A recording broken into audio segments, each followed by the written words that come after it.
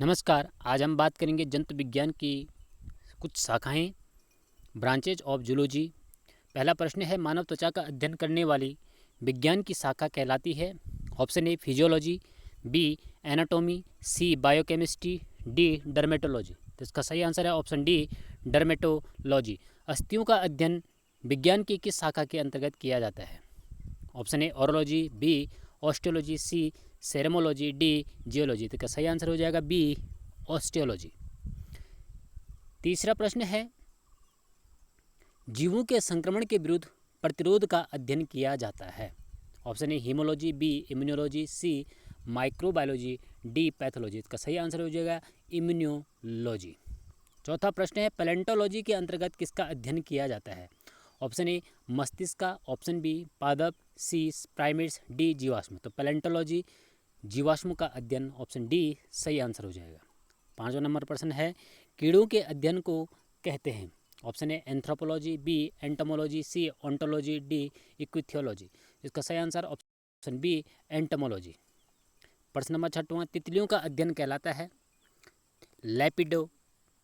लेपिडेटेरियोलॉजी। 7वां प्रश्न है, मछलियों से संबंधित अध्ययन कहलाता है? इक्विथियोलॉजी। 8वां प्रश्न है, ऑर्निथोलॉजी में किसका अध्ययन किया जाता है? पक्षियों का। 9वां प्रश्न है, हिस्टोलॉजी किससे संबंधित होता है? ऊतक विज्ञान से। घाव का अध्ययन किया जाता है? ट्रेमेटोलॉजी। कैंसर संबंधी रोगों का अध्ययन ऑन्कोलॉजी कहलाता है। मोलास्क समुदाय के समुदायों के कवचों का अध्ययन कॉन्कोलॉजी कहलाता है। 13वां प्रश्न है, वंशागति के नियमों का अध्ययन को कहते हैं? अनुवांशिकी। 14वां प्रश्न है, मनुष्य के वातावरण को सुधारने से नस्ल सुधारना कहलाता है? यूथेनिक्स। नलिका विहीन ग्रंथियों अर्थात डक्टलेस ग्लैंड का अध्ययन करने वाली जंतु विज्ञान की शाखा को कहते हैं? एंडोक्राइनोलॉजी। 16वां प्रश्न है, उस विज्ञान को जो आनुवंशिकता के नियमों द्वारा मानव जाति की उन्नति तथा उसका अध्ययन करता है, यूजेनिक्स कहलाता है। 17वां प्रश्न है, कीटों से संबंधित जीव विज्ञान की शाखा कहलाती है? एंटोमोलॉजी।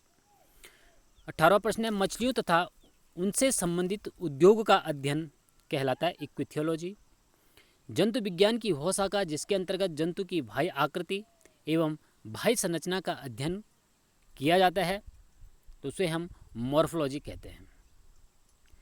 20वां प्रश्न है, जंतु विज्ञान की वह शाखा जिसके अंतर्गत आनुवांशिक लक्षणों तथा उसकी वंशागति का अध्ययन किया जाता है कहलाता है? जेनेटिक, जिसको हम आनुवांशिक विज्ञान भी कहते हैं। 21वां प्रश्न है, जंतु तथा उसके आसपास के वातावरण संबंधी अध्ययन को कहते हैं? तो पारिस्थितिकी। 22वां प्रश्न है, मांसपेशियों का अध्ययन कहलाता है? मायोलॉजी। जनसंख्या का अध्ययन कहलाता है? डेमोग्राफी। मधुमक्खियों का पालन कहलाता है? एपीकल्चर। रेशम कीट पालन कहलाता है? सेरिकल्चर। 26वां प्रश्न है, ऊतकों की संरचना के अध्ययन से संबंध विज्ञान कहलाता है? हिस्टोलॉजी।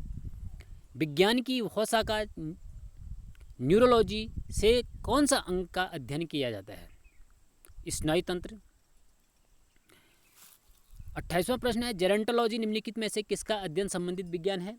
वृद्ध का, वृद्ध विज्ञान। पीडियाट्रिक्स निम्नलिखित में से किसके अध्ययन से संबंधित है? शिशु रोग से। 30वां प्रश्न है, टिश्यू कल्चर का अध्ययन किसके लिए उपयोगी है? टिश्यू कल्चर जो है पौधों के लिए उपयोगी होता है। ऑन्कोलॉजी किसका अध्ययन है? कैंसर का। जेनेटिक्स में किसका अध्ययन किया जाता है? आनुवंशिकता एवं गुणसूत्रों का। आनुवंशिकी किससे संबंधित होती है? आनुवंशिकता है। 34वां प्रश्न है, जनसंख्या के अध्ययन को डेमोग्राफी कहते हैं? 35वां प्रश्न है, रक्त में एंटीबॉडी तो एवं एंटीजन के अध्ययन को कहते हैं? मीरोलॉजी। पारिस्थितिक विज्ञान इकोलॉजी संबंधित होता है? पारिस्थितिक विज्ञान इकोलॉजी का संबंध है शरीर संरचना एवं वातावरण से। धन्यवाद। वीडियो आपको अच्छी लगी हो, लाइक एंड सब्सक्राइब जरूर करें।